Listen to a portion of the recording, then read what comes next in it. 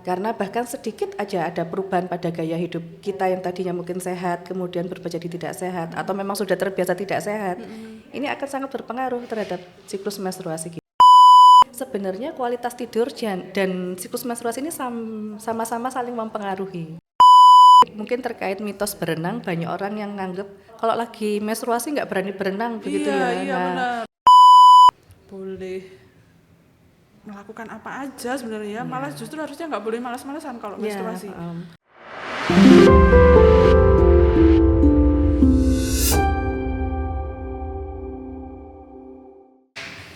Assalamualaikum warahmatullahi wabarakatuh. Salam sehat Laskar Medika.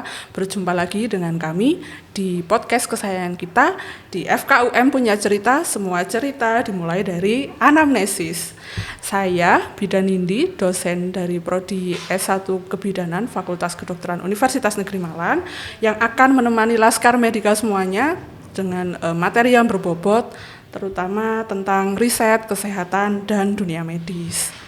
Hari ini kita akan membahas topik yang sangat menarik, yaitu tentang remaja, khususnya untuk remaja putri ya.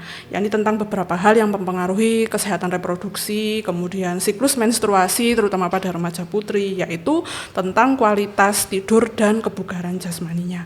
Ini cukup menarik sekali ya, karena di usia-usia remaja saat ini yang enaknya tuh kayaknya enak nggak ngapa-ngapain gitu ya, senang-senangnya menikmati masa muda, jalan-jalan, kemudian begadang, makan apa, minum apa gitu ya. Tapi di sisi lain karena kemudahan dan aksesnya sangat mudah, ini bisa mempengaruhi kesehatan reproduksi yang jangka panjangnya itu bisa berbahaya gitu.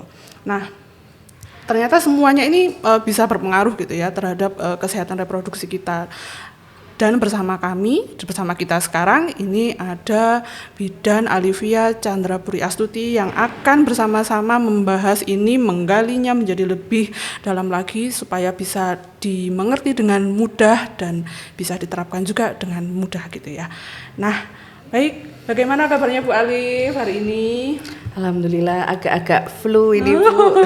Semoga suara saya yang serak-serak nggak mengganggu ya. Enggak, insya Gimana Allah. Kabarnya Ibu juga? Alhamdulillah saya sehat hari ini. Ya, kalau flu aja sih insya Allah nggak apa-apa ya Bu ya. Oke Bu, banyak sekali remaja, terutama remaja putri itu mengeluh menstruasinya itu tidak lancar, atau biasanya bulan ini datang bulan, tapi bulan depannya kok enggak, bulan depannya lagi baru datang bulan, apalagi mereka yang baru mendapatkan menstruasi pertama atau menarche. Nah, atau bahkan ada yang menstruasinya itu bisa 2 bulan itu bisa satu bulan itu bisa 2 kali gitu Bu. Kira-kira itu penyebabnya apa ya Bu? Nah, betul sekali Bu Nindi. Memang ini kayak sudah jadi fenomena yang umum begitu ya, apalagi di kalangan remaja-remaja putri kita. Jadi mereka memang seringkali mengalami irregular menstruasi. Jadi harusnya menstruasi yang normal 1 bulan sekali, yang kurang lebih 7 sampai 10 hari. Ini mereka bisa bahkan sampai 1 bulan bisa 2 kali, atau bahkan 3 bulan sekali baru menstruasi.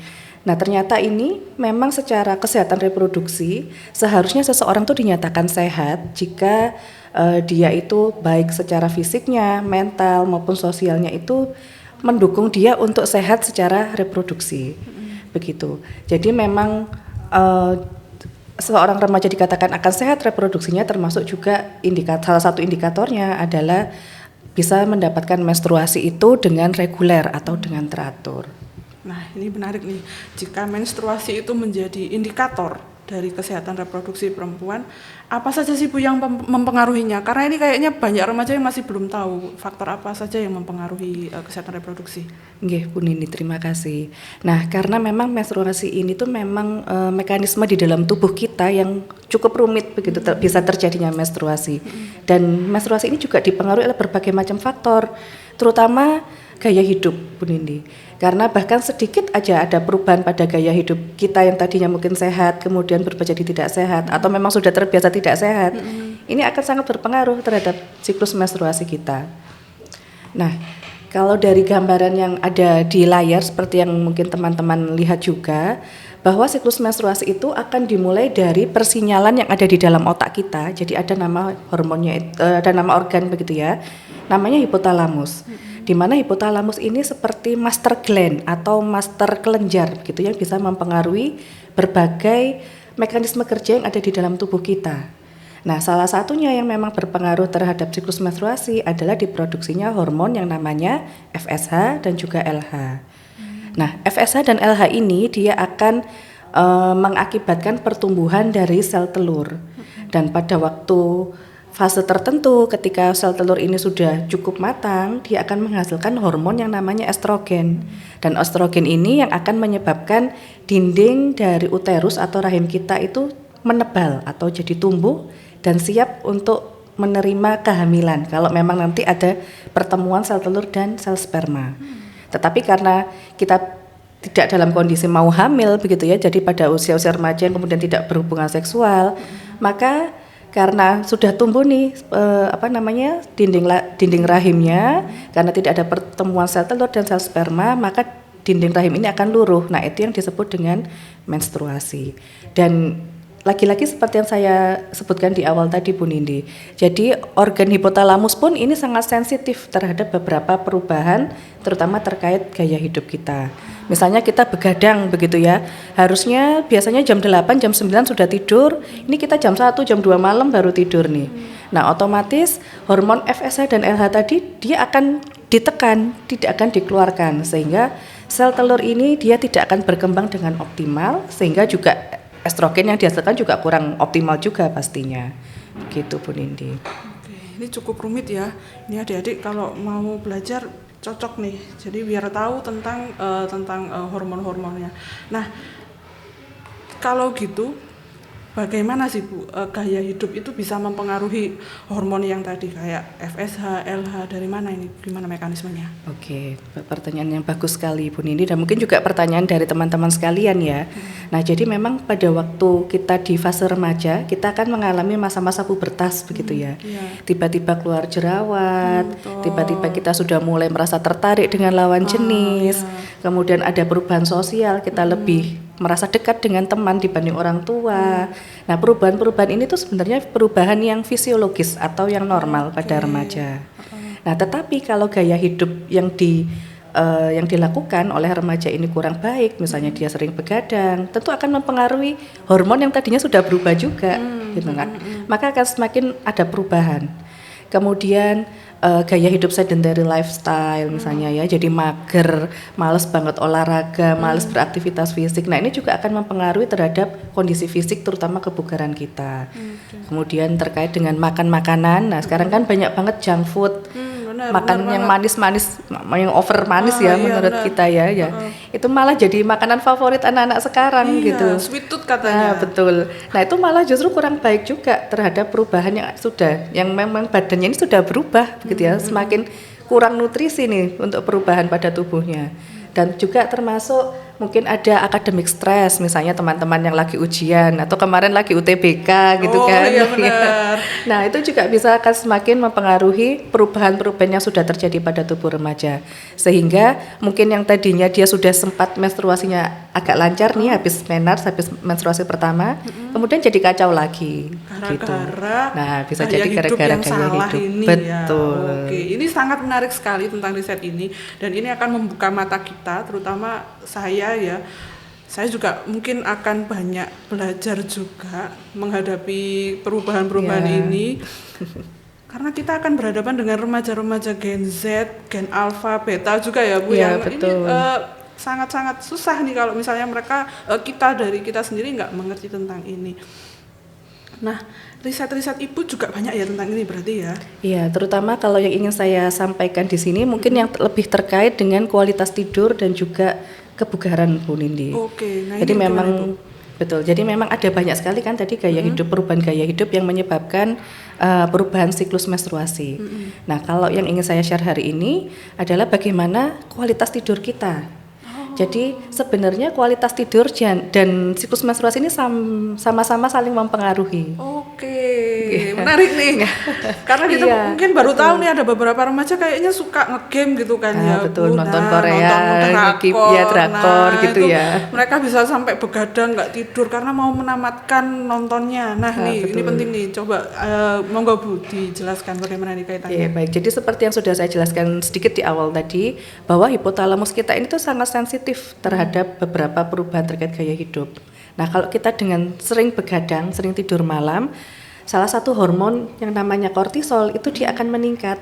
Oke. Dan kortisol ini akan menghambat si hipotalamus untuk menghasilkan FSH dan LH. Oke, Nah, ini kalau kaitannya kualitas tidur kita yang kurang baik tadi ya terhadap siklus menstruasi.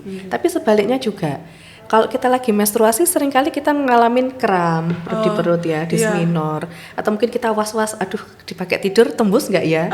Terus akhirnya tengah malam kita bangun untuk ganti pembalut begitu kan. Nah, ini akhirnya juga mempengaruhi kualitas tidur kita. Jadi kita malam-malam bangun atau kita tidurnya nggak nyenyak karena kita merasa was-was. Nah, akhirnya mempengaruhi kualitas tidur kita jadi lebih turun selama masa menstruasi. Jadi memang saling berkait keduanya. Si kualitas tidur bisa mempengaruhi siklusnya baik atau tidak. Nah, pada waktu kita menstruasi itu juga akan mempengaruhi gimana kualitas tidur kita.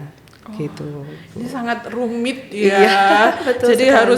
harus di apa ya namanya Bu? Kayak diberikan pendidikan terus diolah sedemikian rupa supaya anak-anak ini tetap bugar dan sehat gitu ya. Nah, ini kan kita tentang kualitas tidur. Nah, kalau tentang kebugaran itu gimana, Bu? Oke, baik. Nah, kita mungkin juga pernah merasakan begitu ya, pada waktu kita lagi nggak enak badan, terus tiba-tiba mungkin 1 hari 2 hari menstruasi bisa keluar lancar, terus hari ketiga tiba-tiba berhenti gitu kan, pada waktu kita sakit gitu. Nah, karena memang sangat berpengaruh sekali pada waktu kondisi tubuh kita ini lagi fit, lagi sehat, bugar, menstruasi itu bisa lancar begitu keluarnya. Nggak sakit kadang dan biasanya. malah juga nggak ada disminor begitu ya, nggak ada nyeri, nggak ada kram, karena memang sangat berpengaruh sekali kebugaran pada tubuh kita.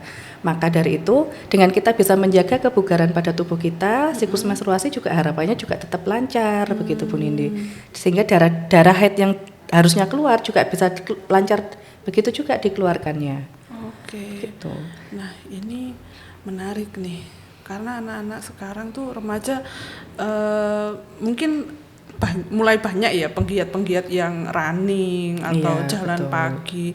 Berarti paling enggak mereka tuh sudah ada niat untuk menjadi lebih bugar gitu ya.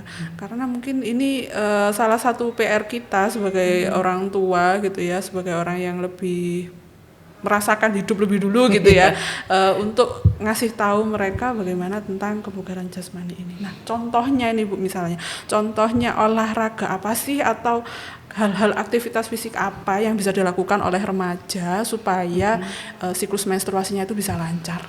Itu gimana? Oke, sebenarnya ada berbagai macam sih Bu Nindi. Jadi hampir semua olahraga itu selama si remajanya itu mampu, itu bisa dilakukan. Misalnya suka berenang, ya enggak apa-apa, berenang aja. Nah, ini mungkin terkait mitos berenang, banyak orang yang nganggep kalau lagi menstruasi nggak berani berenang begitu ya. Iya, Nah, benar. itu sebenarnya terkait ketidaknyamanan aja sih Bu. Jadi pada waktu kita masuk ke air, mungkin memang darah haid itu akan tertahan oleh tekanan air. Tapi waktu kita sudah bangkit gitu ya, sudah beranjak dari Ke kolam lantai ya, kolamnya gitu ya. Iya, nah itu baru mungkin itu yang rasanya nggak nyaman karena langsung keluar deras begitu. Tapi sebenarnya boleh ya. untuk berenang, untuk waktu kita menstruasi kemudian mau berenang. Nah, atau mungkin mau olahraga yang lain, misalnya suka pilates, suka yoga, atau mau main tenis, apapun sebenarnya jenis olahraganya, selagi kita mampu, maksudnya kita nggak yang sampai ngos-ngosan banget, nggak sampai yang overtrain banget gitu, boleh aja sih dilakukan. Oke, boleh dilakukan. Berenang boleh loh berarti ya. Iya, karena betul. teman-teman tuh biasanya takut Bu kalau mau Iya, berenang. Nanti kan darah haidnya keluar ke kolam renang Ya, gitu ya. sebenarnya enggak juga sih, Oke, ya. berarti enggak, berarti aman. Oke. Nah, ini menarik nih. Jadi boleh olahraga, boleh melakukan apa aja sebenarnya. Malah justru harusnya nggak boleh malas-malasan kalau menstruasi. Oke. Jadi pada waktu kita menstruasi ya sambil kita tetap menjaga kualitas tidur kita. Jadi misalnya jam 8, jam 9 mau tidur, kita ganti pembalut dulu nih biar nggak was-was. Jadi biar tidur kita tetap berkualitas. Jadi tengah malam pun kita nggak akan terbangun begitu kan. Nah, terus juga tetap sambil berolahraga supaya tidak ada keluhan-keluhan selama menstruasi dan juga menstruasi sebulan ke depannya gitu ya, atau beberapa bulan ke depannya juga tetap lancar. Oke, baik. Ini keren banget. Nah, ternyata gaya hidup itu sangat berpengaruh terutama untuk remaja putri dan kesehatan reproduksinya. Ini Laskar Medika kalau tertarik untuk belajar tentang hal ini, monggo feel free untuk ya bolehlah main-main ke FKUM. Udah tahu kan ya FKUM ada di mana? Di Fakultas Kedokteran Universitas Negeri Malang. Terima kasih banyak untuk Bu Alif yang sudah sharing ilmunya terkait kesehatan reproduksi terutama menstruasi ini untuk remaja putri. Semoga bisa menjadi inspirasi untuk teman-teman yang tertarik juga untuk meneliti hal-hal ini. Ya. Oke, teman-teman semuanya, sampai jumpa. Kita cukupkan sampai di sini dulu. Sampai jumpa di edisi podcast yang selanjutnya. Jangan lupa Laskar Medika, terus ikuti episode menarik lainnya dari podcast Anamnesis dari FKUM. Saya Nindi, pamit terlebih dahulu. Wassalamualaikum warahmatullahi wabarakatuh. Anamnesis, salam sehat. Oke,